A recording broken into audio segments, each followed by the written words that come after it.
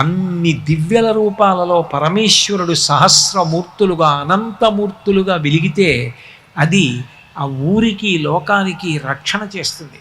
అందుకోసం దీపోత్సవం చేస్తారు. ఏ మూర్తి దగ్గర లేదనుకోండి, దీపానికి పూజ చేసేస్తారు.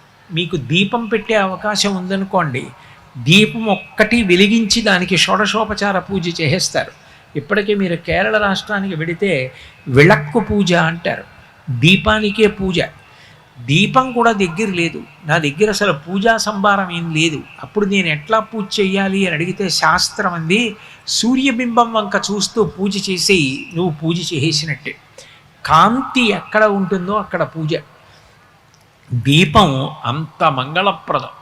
అందుకే మనకి దీపం ఎంత గొప్పది అంటే, ఒక వ్యక్తి శరీరంలోంచి మంగళప్రదమైన ఆత్మజ్యోతి వెళ్ళిపోయిన తర్వాత కూడా ఆ శరీరాన్ని దహనం చేసేసే వరకు తల దగ్గర దీపం ఉంచుతారు. దీపం అంత మంగళప్రదం. దీపాన్ని మించినది లేదు. దీపం ఆరిపోయింది అన్న మాట ఎవరనరు, దీపం కొండెక్కిపోయింది అంటారు.